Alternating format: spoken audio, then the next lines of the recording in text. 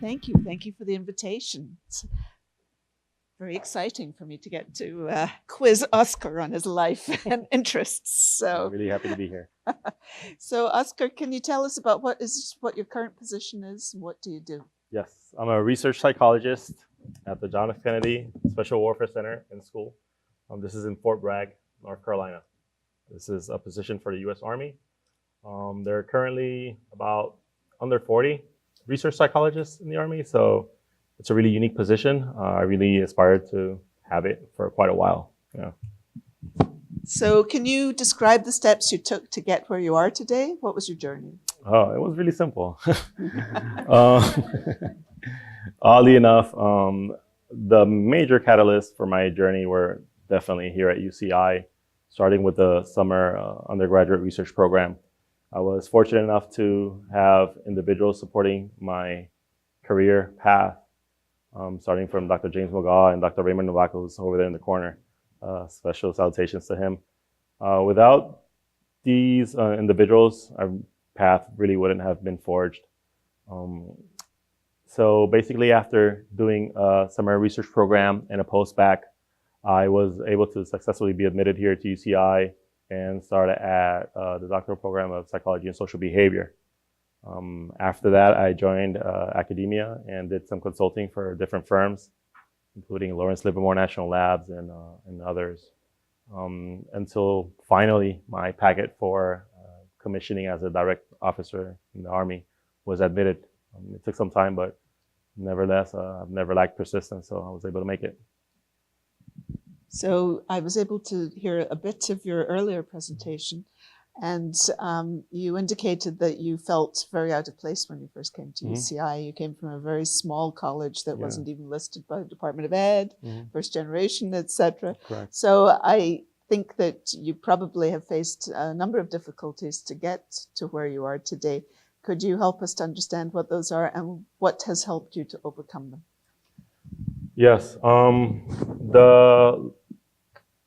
The feeling of being an outsider and being disconnected was by no means fault of UCI. It was really a mixed match of circumstances. I was pretty unaware of how complex grad school was. I really knew that I wanted to have a Ph.D. attached to my name. I didn't know what it meant. Silly me, right? In order to overcome this, in addition to having mentorship, I just really took a step back and realized what was of value and of worth, because even though I was always being told, hey, you need to put more office time, or hey, you need to read the journal and paper as opposed to the computer, I really wouldn't listen. I hit the wall really hard, and then after that, I miraculously came up a champion. I think that grad students are in a unique place where they have expectations from people that are just superstars in the field. It's not easy as a process to fulfill shoes of the people that are around you, especially when they're UCI faculty. I mean, you would be surprised how many times I've been in a meeting and I mentioned people that were, in charge of my education, and their jaws just dropped to the floor. And also, a grad student has to have a level of maturity and self-awareness that I didn't possess when I started UCI. I am a pretty high energy guy, and grad school is all about stamina, consistency, and integrating your path, something that I really knew little about. I was good about getting things done in the short term, but that long trajectory stamina, it was something that I really had to develop, and I ultimately did, and I was successful in doing so. So what's, other than your doctoral program, what things were you involved with during your time at UCI? Did you ever get away from the computer in the lab to do other things? Yeah, most of them were good. The gym was, I guess, what my main haven. I really was stronger than right now. It was, I don't know, it was odd. I was always there. And nightclubs and just dancing. But in reality, a lot of that was, I guess, part of my, I had motorcycles and convertibles. I don't know, I was all over the place. I'm a guy that likes adrenaline. So Yeah, I had a convertible Porsche. I don't know why. I had a motorcycle. I don't know why. It was just my way of feeling a heartbeat away from being in a tropical island. I guess that Orange County is a little bit different from the Caribbean. But nonetheless, I guess that the important thing is that I didn't deviate into drugs or crime. And I really, really got involved in other things. For example, I mean, needless to say, I worked with GRC, and I also had a lot of involvement with the veterans group. And by the way, when I was doing my dissertation, I spoke with the veterans, and I suggested this group called Grads for Vets, which is bringing together grad students and becoming a hub or network so that veterans in the Student Center of Veterans can go and link up to them, which is literally what you guys were just describing earlier. So congrats on stealing my 10-year idea. You guys owe me one. But we're working on at least having a tag so that whatever system is updated, that architecture includes having the feature of are you a veteran or not. I mean, there's obviously a military culture, lingo, there's all these elements of transitioning from civilian to military that need to be, reflective in a system of software of such. So I'll do this one for free. And yeah, I guess my extracurricular were both all over Orange County and also inside UCI. Good. So what were the most valuable lessons that you learned while you were here?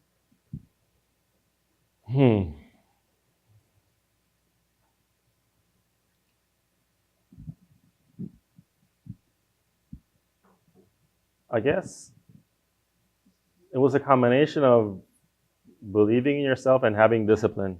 I mean, if you don't have those two things in check, you really are just, hindering your own progress. It's one thing to have confidence and not know what your limitations are and what your weaknesses are. And it's another thing to have ideas that are good, but not be confident enough to express them and develop them. So I think that those are the two key elements that I'm really, really thankful of having developed here as a graduate student. So how has your time at UCI impacted your journey as a professional? Well, professionally speaking, even though my training was formed with a specialization in psychopathology, because I was so keen in understanding research methods in general, I, when joining academia, quickly developed a liking for the evaluative process of science and of posters and of grant proposals and things of that nature. So from there, I was kind of scouted out to other positions in which I was either an internal evaluator or an external evaluator or a grant proposal reviewer. And ultimately, I did consulting to the extent that I was able to just focus on consulting full time. Being the high energy guy, I really kind of felt that something as academia without research wasn't really as fulfilling. So I went from being a pure academic without a research load to building a company that strictly consulted for government agencies in terms of STEM education and research. More specifically, looking at the development of personnel for cybersecurity and defense for the nation. Yeah, so who has mentored you? You mentioned a couple here at UCI and beyond. And can you speak a little about the value of mentorship? Yeah, other than opening all the doors and kicking you in the butt when you need that, I've never received a no from some people, and that's why I think they never heard a no from me. That's the first thing that I recommend students when they come to me. I ask them, well, who's on your team? You need people on your team. That's the most valuable resource. My current boss in Fort Bragg says that the human is the platform. And I add that the connection is the resource. Without having this type of rapport, it's not as fruitful as a mission. Team efforts are going to be abound in industry, in science, and academia. And I'm really grateful for all the mentorship that I've received. It's been unconditional, and I think it's going to last for my life, yeah. So you spoke a little bit about this, but what advice would you give to students at UCI who are seeking out mentorship? Don't be afraid to ask. I think that as a mentee, we're not as cognizant as we should be in terms of what happens when you ask somebody to help you. You're really telling them you're valuable and your time and wisdom matters a lot to me. That's not the way in which you're putting it, but that's what you're telling them indirectly. And I wish that students really got that and weren't as afraid to ask for help in many domains, be it the personal domain, the finance domain, relationships, theory, concepts, whatever it is. You really need a team of people by you. And I encourage individuals to go beyond the department, beyond the school. I have mentors from different institutions. So yeah, but I mean, everybody knows who's like my pseudo dad here. So I really, he just left too. I really cannot stress enough how important his role has been in my entire life. Yeah. Can you describe one thing you wish you had a chance to do but didn't? Yes, I wish I would have known myself better. I came here very immature, not really ready for the challenges. I was really hungry, but I didn't have the self-awareness. So I wish I would have taken a break after undergrad and really assess what were my previous victories versus what was the challenge ahead. I really needed to bridge that gap between a premier institution like this one and the school, quote unquote, that I went to in Puerto Rico. Yeah. So when you gave the talk this afternoon, you talked about coming from this tiny school, one or two building school, to your first professional gig after you graduated was the White House. Many of us would define that as success, but what is your definition of success? I think that success needs, by definition, to include happiness. And even though I was giving back to that same little school, and I was really happy and proud to be a faculty member there, I wasn't happy because I knew that there was still more energy in the engine that needed to be burned out. And I needed something bigger and a bigger scheme and a bigger platform. Of course, I'm always learning. It's not like I know everything and I don't, seek out. In fact, people over here can attest to the fact that I still bother all my grad peers and fellows, and you're one of them. But I say, hey, can you help me with this stats problem or with that? And, I'm always learning. To that extent, I think that I always seek growth, and that's where my happiness is. And that's what my success is growing. If in 5 or 6 years I realize that there's a better job in some other agency, a 3-letter one, I'll go there. I'm not afraid. So what's your advice for current students who are looking to pursue professional success? First, you just can't quit. I remember having the option to sign for this fallback net of having a master's, and I did not. And I'm happy that when I told my mentor that I didn't want to do it, he said, good, I wouldn't do it either. I didn't walk in my graduation because I wanted to work, and I had to work. This is a really special opportunity, and I didn't recognize it then. I only see it now when I'm in a room and half of the people don't know as much as I do, and they've been in their positions for years. It's a really odd experience to realize when you're at the table and cashing in your chips of education what your value is. And I've only found that out recently, so just don't quit. No matter what, just don't quit. It took me a long time, a lot more than my colleagues, but I'm super happy, and I wouldn't have done it any other way. I mean, maybe faster, but still, don't quit. Seek help, don't quit. So other than don't quit, what would your advice be for the 25-year-old Oscar? Other than grow up, hurry up.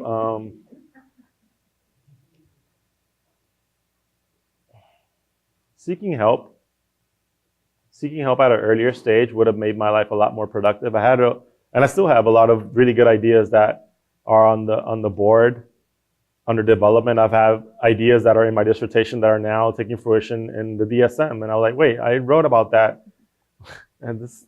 But I mean, not having the confidence or the courage to push through at some times, and being timid or scared or afraid, putting myself down first, that was a big mistake. So I guess looking for help quicker and faster, not being afraid to ask for help. I mean, I'll deal with people that are Obviously, with the special forces, they're capable of doing many things that I won't mention here. And even they need help. You know, these people that, I mean, they run ultra marathons. I'm going to run 5 miles. Oh, great. I ran 100 last week. And they still need help. So that's something I would have done earlier. So what general advice would you share with current graduate students? Help each other out. It's a competitive industry everywhere else, and this is the one place that you can kind of be a family. And I'm really grateful. I mean, I don't know if it's because I'm so cool or because I really ask for help in a good way, but people typically help me. And I'm really thankful for that. And it's really weird when I'm sure people like get my text like, hey, thanks, you know, like, what are you going somewhere? Like, no, I'm just saying thank you, man. You helped me a lot when I was in need. So I don't know. I'm just really thankful for people that are around me. So just if you're one of those graduate students that is lucky enough to go through grad school like it's just like another class, well, good for you. Help other people out. So what's been your greatest moment so far? Well, commissioning in the Army was really big because it was the culmination of everything that I wanted to do. I knew that I wanted to become somebody related to experiences of trauma and crises and the whole dimension of psychological stress. But I only learned about that position like in the middle of my career after I had already academically been involved in that topic. But to learn that position exists, and not only does it exist, but they're only 35, and not only are there 35, half of them are excited already, was really, really exciting. And then when I called one of them up and they're like, oh my God, you've done this and you're that guy. Yeah, we would love to. So that was a big one. But also knowing that I was going to graduate here because that was much harder. Even though I didn't walk, it's better because I can imagine it in my head even better than what it probably was.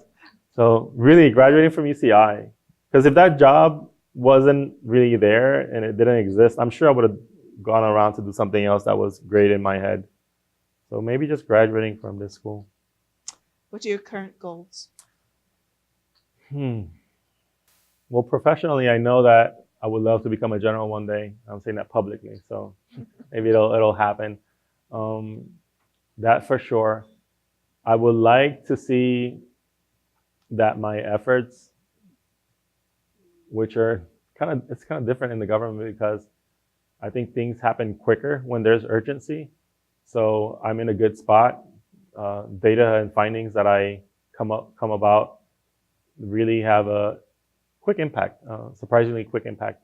There are a lot of less limitations in terms of turning information into knowledge and into policy changes. But I would like to see that I'm more involved in the merging of technology and becoming a better warfighter, and also becoming more resilient and more adaptive to stress in the battlefield and at home. So hopefully I am part of either a new forging of health sciences that has to do with just service members and abroad. So other than becoming a general, what's next? Well, that's hard to say. My current position was like a special assignment because apparently I told somebody the things that I had done with either the NSF or Lawrence Livermore, and when I got the call that I was going to go to Fort Bragg, they told me that I was the list, that there were literally, that the recruiter only put my name on the list. So that leaves me two other options, which is RARE, which is the Walter Reed Institute of Army Institute of Research, and the Pentagon. I would like to take the Pentagon at a later stage when I'm even more mature. I don't smile so much on stage. But if it happens faster, then that's it. These are all positions that are dependent on your skill sets and the projects that are in demand. So there's really no telling. I have no clue. At the same time, Bragg wants to keep me there for an extended period and they want to consolidate my position. So I really don't know. So those are all the questions I have. Awesome. Does anybody in the audience have questions?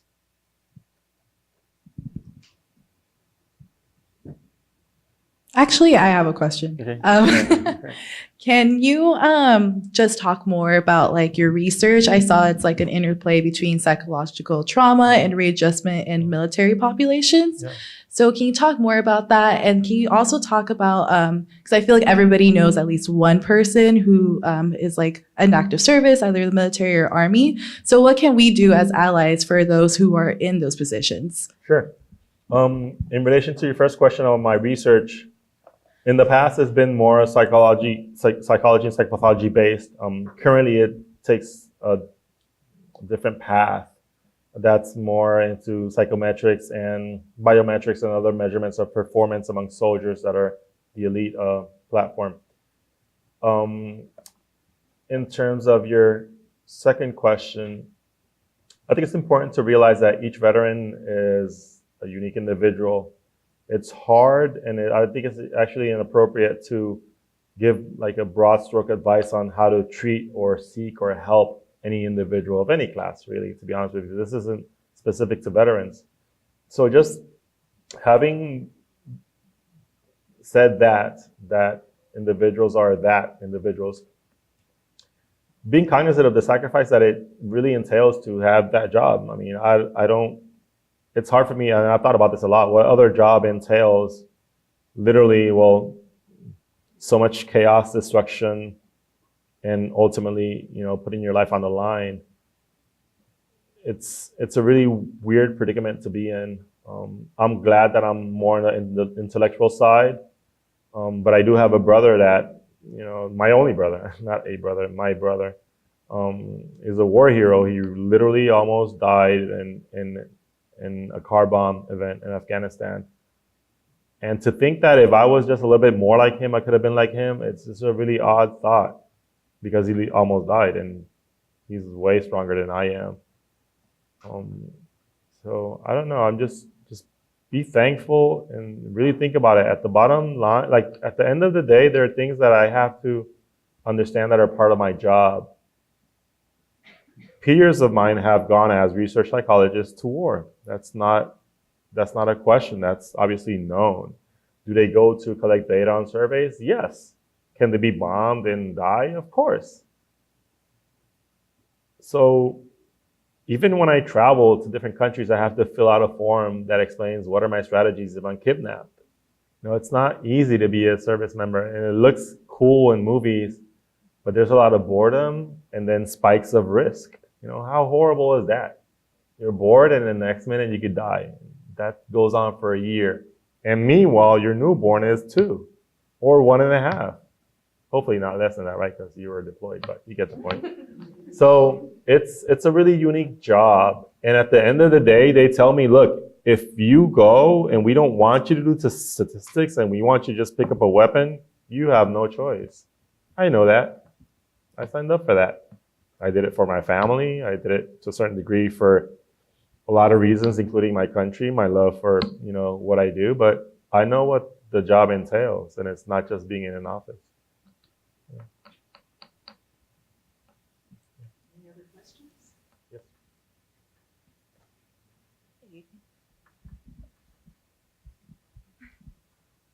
Thank you for sharing your story. I agree with you about now quitting. I was a graduate student here, and in the middle of my Ph.D. program, I thought about leaving too. I'm glad I did, and I finished. So for anyone here thinking about leaving, just stay. Yeah, email me. If yeah. you think about leaving, email me. You won't leave. You'll be successful. So my question is, did I get it right? You had a consultancy company? Correct. Before you joined the military. The consultancy was about cybersecurity? So I'm not sure, how did that connect? How did your career connect from graduate student here, consultancy, and what you're doing now? When I came to UCI for the first time, it was through a summer research program for undergraduates, right? And when I went back to that university as a faculty member, that same program was still in place, or a variant of that same program. Now, having the knowledge of measurement and assessment, I started to advise who was the PI, who was my PI also, on how to improve the program, particularly how it measured success. Now, from there, other programs started to seek out my services also.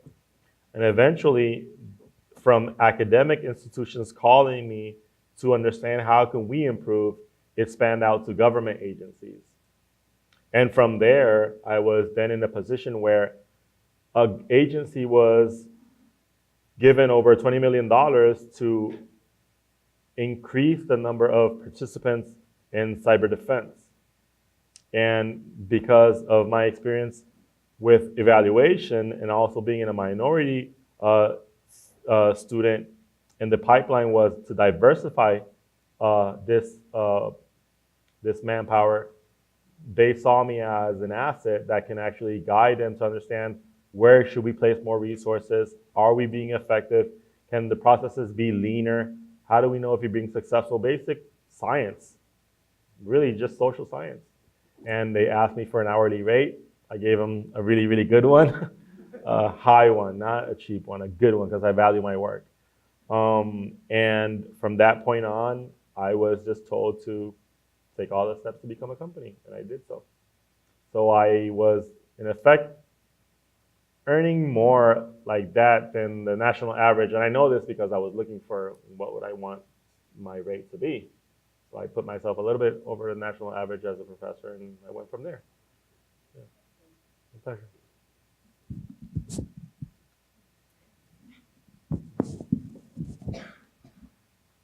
Hi. Thank you for your talk so far. My question is about you joining the military. Can you talk a little bit about what it means to become a commissioned officer, and what was the process like? What challenges did you have? How would someone in your position, what steps would they need to take? Okay, so my first encounter with, I guess I have to backtrack in my life a little bit. My first encounter with the military was when I was 17. I was in high school, and these recruiters came to my school, and they gave the ASVAB, and I scored really high, and then the next day, they were telling me, like, how much do you weigh, and I'll go to your house, and eventually my brother signed up, and I signed up. My brother signed up as an 11 Bravo, which is basically the guy that you see in the movies. And I signed up as a combat medic. Now, because I was 17, and I had a good score, I qualified for the special split program. So you would go from junior to senior, that summer break, you would go to boot camp or basic training. And then after you graduate from high school, you would be like a normal soldier. And I did that as a reservist. So I was a combat medic in a support hospital. So basically what you saw like in MASH and those movies where all these surgeons in a tent, literally just like that. Because I was not a doctor, it was boring for me because I'm surrounded by real surgeons and real orthopedists, and all these people are doing stuff that they do in their job. And because I was just some undergrad in psych, I was literally always like the security detail or the kitchen patrol guy or this or that. It was just boring. So I said, you know what? The Army's not for me, and you always have to do something and you don't know why you're doing it. Later on, I really fell in love with this dilemma of why is it that only some people react to some ways in a uniquely stressing environment? When I started to realize the dynamics of stress and trauma, and at the same time 9/11 was happening, and at the same time I had a military background, I said, wait, like there's really, you know, juxtaposition between my past and then it's converging now with what I'm interested in science-wise. And my advisor already had, you know, a wealth of experience with Veterans Affairs and emotion regulation among different populations, including veterans with PTSD. So all these things were telling me, look, this is really what you're looking for. So I finally went online and looked up what could I possibly do with my interest. There was RAND, there was all these different institutes, there were think tanks. But then this position called, you know, 71 Foxtrot was like new. They had a PDF, like a brochure. And I knew that being an officer was not like being an enlisted. I knew that there was a different echelon. I knew that, you know, my brother would have to salute me, so I got a kick out of that. So I said, you know, why not? And I called these people and I told them, like, this is what I've done. This is who I've worked with. I've already published with people from, you know, the VA hospitals, and I know X, Y, and Z individuals. And they were so thrilled about me that it made me more thrilled about them. And I just applied immediately through my dissertation, and they immediately said no. I'm like, what do you mean? You just told me I was excellent. Basically, like paperwork kept on lagging, and then other issues came up. It took me 3 years, but I was all in for the Army since I realized that there was that position. If that position wasn't there, I'll probably be like consulting for the DoD or working with RAND or who knows what. But I was always interested in this dynamic of, you know, stress and trauma in not only in just natural disasters, but in this dynamic of war, combat, you know, which is, you know, obviously ongoing in a very, very difficult, tricky situation.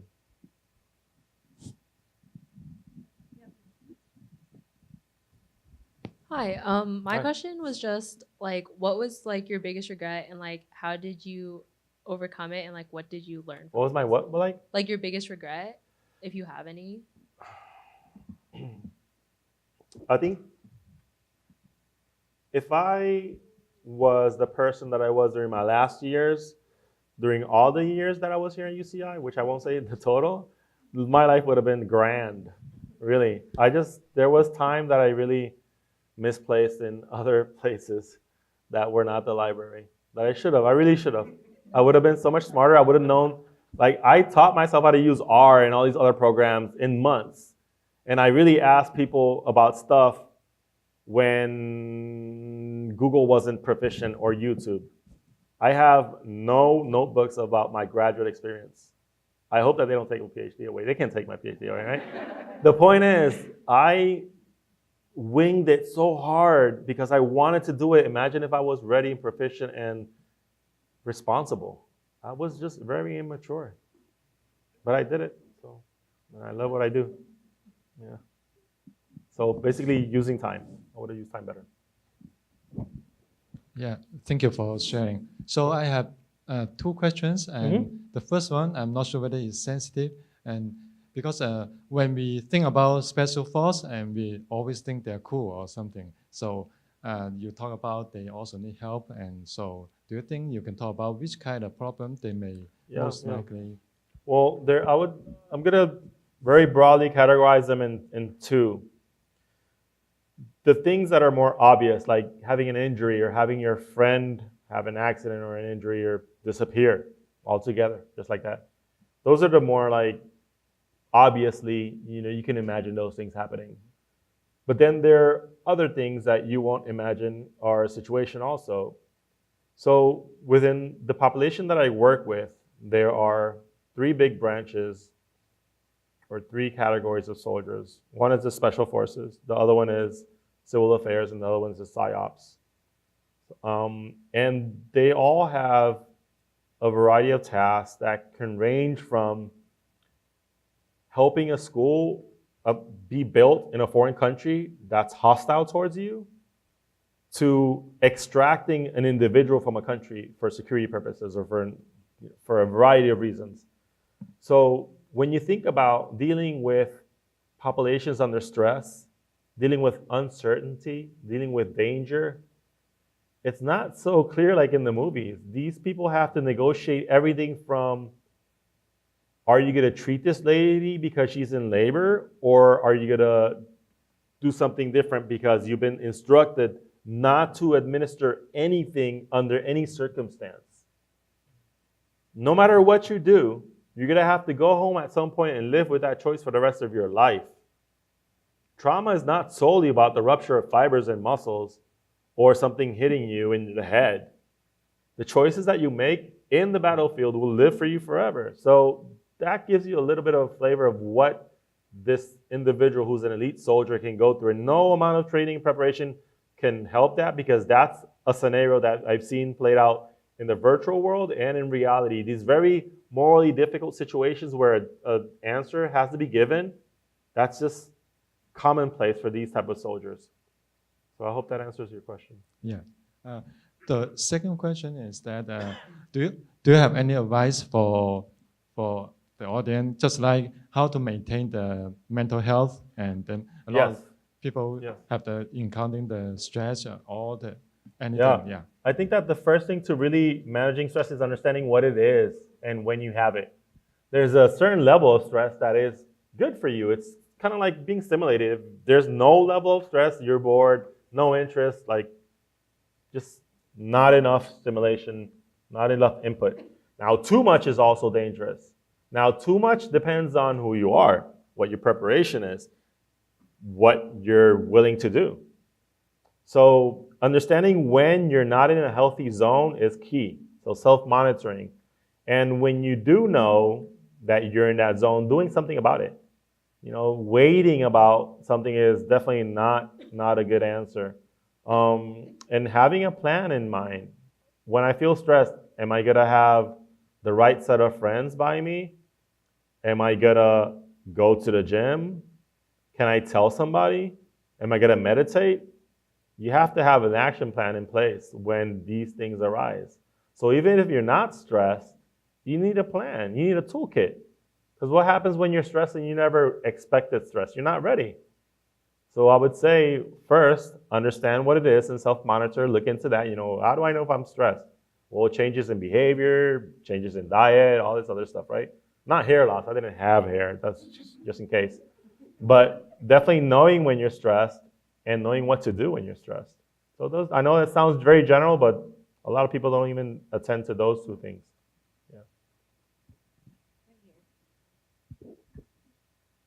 I'd imagine being working with trauma and patients, or just like people in general in high stress situations, communication is really important. So I'd just like to know, like, being in like a different culture and working with so many people of different cultures in the Army, is the Army or like the occupation of being a soldier like create like a more like its own culture that makes it easier to communicate, or does it like emphasize the divisiveness of like different cultures and different backgrounds? Well, the answer to that is kind of twofold. The echelon of soldiers that I deal with is pretty high level, to the extent that before they graduate, they learn a second language. And it's anything from Russian to Portuguese. So these individuals are not only trained to communicate, but they're also trained to be culturally sensitive.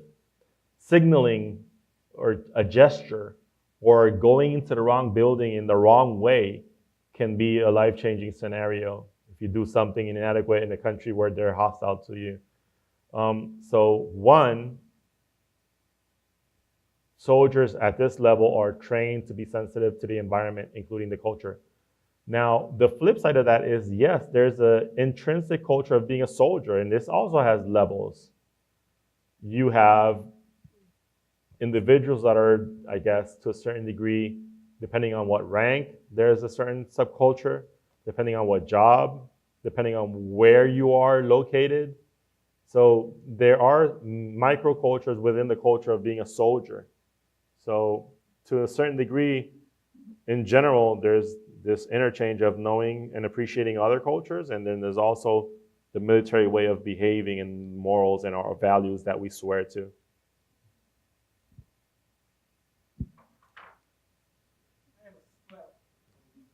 Okay.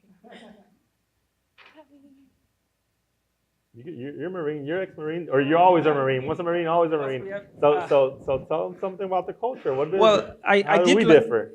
Marines are intense because I think it's just like from boot camp, you're indoctrinated. It's that you don't just learn to be a Marine. You actually, you get indoctrinated into a culture, so that it's just from the day one you step on the footprints, it's designed to kind of get you immersed in it. So it's a whole nother, which I imagine special forces are probably that same way. So I did like your observation about boredom, because I think people see on TV, they see all the exciting stuff, but they don't realize how boredom seeps in and how boredom is such a part of the everyday life, and then that extreme of like, I'm so bored, I'm playing cards, and then something happens. So that's a very good observation.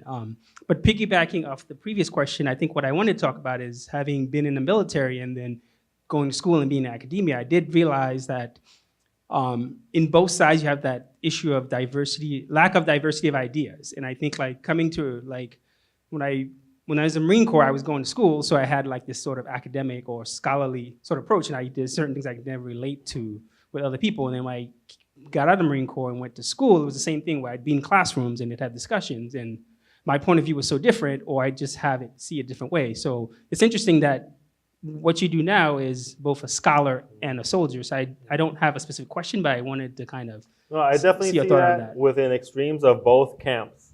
So I've been a guy that flip-flops between academia and military. So I can play both sides pretty easily and adjust to whatever the scenario demands. However, I have seen individuals higher ranking that detest academia and academics and vice versa. So there's definitely a culture of academics and a culture of military. And they don't always see eye to eye, even if they're at the same table. So yes, your comment is very well taken. That's absolutely prevalent. You can have that in the medical field. You can have that in politics. You have that everywhere. Yeah. But that's definitely relevant. Yeah. We have time for like 1 or 2 more questions, so I'll give it to you and then. What advice would you give to someone who's contemplating going to graduate school or just going straight to a career? Depends on what career, right? I'm kidding. I'll give you I'll give you a general answer. I think that no matter what path the individual is considering, awareness of the path is key. I was recently asked about the difficulties of grad school and what they came about and what are some insights pertaining the stress of being a grad student. And I think that not knowing what you're getting into is key. Had I known the type of performance that I needed, I would have taken a different approach to life in general.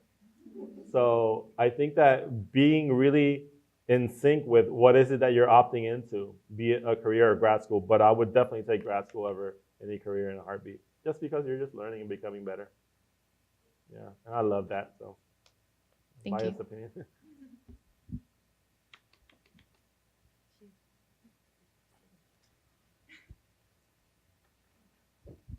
Hello. Please ask me just my name. So I assume you have like pretty long work days. What is a way that you balance your work life and your personal life?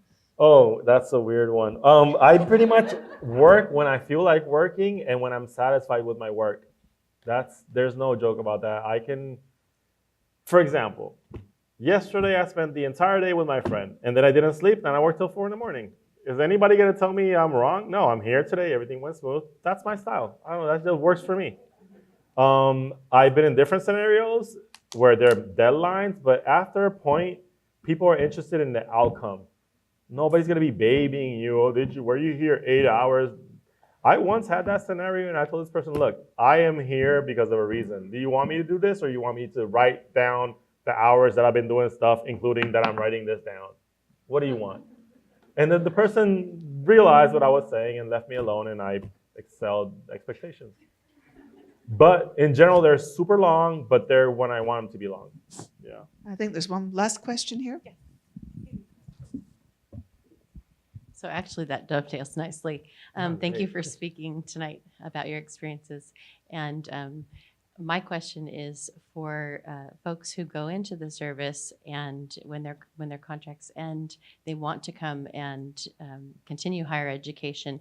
What are the skills that you've learned in the military or in service that have been most useful or that you think will transfer best for people who want to go back to school? I think that faculty members in general are appreciative of the discipline or respect that, or both, that are intertwined into the military. I'll preface this, or I guess whatever you say, I'll add this to that. Not every soldier is a good person, just like not every cop is, or every politician, or every professor, for all that matters. So that said, I think that in general, being in the military gives you not only a sense of pride and honor in your job, but a sense of respect for rank, an order of respect for order, diplomacy, these things that are cherished and valued in academia. You know, you just don't go up to anybody and say, hey, dude, you know, you just don't do that because these individuals spend their entire life to get somewhere and they deserve, you know, at least, hey, recognize who they are. Why not add the title while you're at it, right? So those things and a sense of, I don't know what's the word. Just, I guess,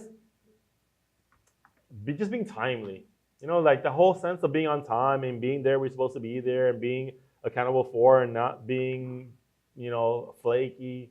Like the general soldier average kind of has that in their system because they get really bad repercussions, including paychecks and demotions, just for not being on time.